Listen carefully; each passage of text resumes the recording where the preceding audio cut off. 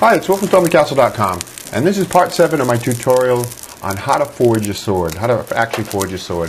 And in this part we harden and temper the blade. So we're getting close to being done with this series.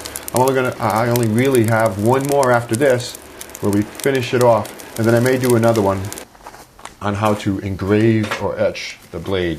So let's take a look at how I do this, hardening and tempering the sword. Here's the sword forge. I do have a video on this, and I have lots of information about how to make one of these on my website at stormthecastle.com. So I just put it together with some refractory bricks there. Those are those fireproof bricks. I'm using hardwood lump charcoal. So let's get the forge going. And there we go. We got a fire going. Takes a little while to get that going up to speed.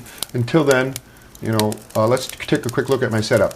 Now I have my oil quench here. I made that out of a plumber's pipe, and it's filled with oil so we can quench the sword. I have a tutorial on how to make that on my website.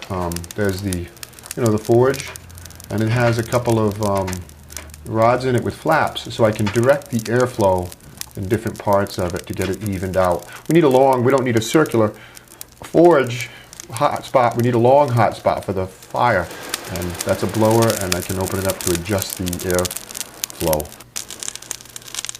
So now, once that fire is going, I put a poker in it, and I use that to heat up the oil. We want the oil to be warm. We don't want it to be cold before we actually quench the sword. So I'm just using this poker to get that oil pretty hot, as you can see. So now let's get to the sword, the hardening of the sword. And what we do is we put it in the fire. Now when you're doing this, you got to really monitor it closely. Watch the sword, move it around, move the coals around, get it up to red orange hot, but watch the tip particularly. You don't want that tip to overheat. See, it's looking pretty good. But I kept working at it. It takes a little while. You got to just keep at it, watch it closely.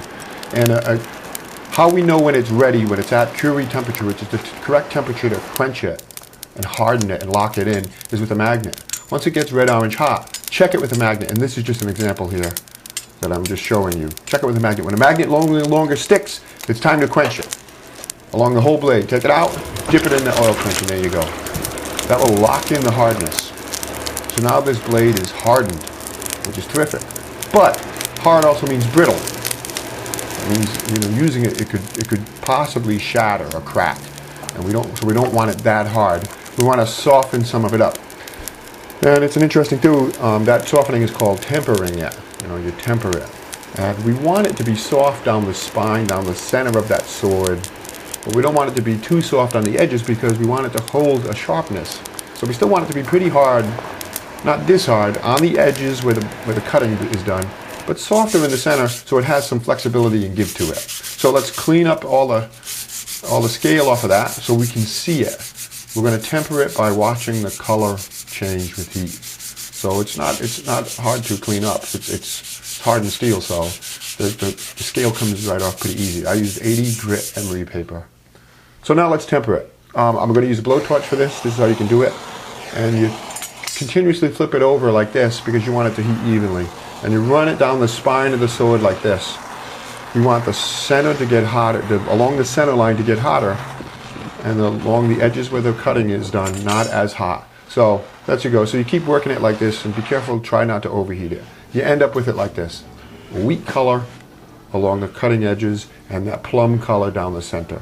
That plum means it's a little softer. The wheat means it's a little softer than it was, but not as soft. The plum is the softest in the middle. So that was okay, not too bad. I could have done it a little better. But anyway, so we clean it up one more time, and it cleans up really nice. You can see it looks really good. So now this sword is hardened and tempered. So we can finish it off. In the next installment, I will polish it, I will sharpen it, and then I will mount it all up on the handle and the hilt and the pommel and show you the done, completed sword. But I probably will do one more step after that, and that is etching or engraving the blade, which would be kind of cool. Thanks for watching. Lots more stuff I'm here on my YouTube channel and on my website at stormthecastle.com. Thank you.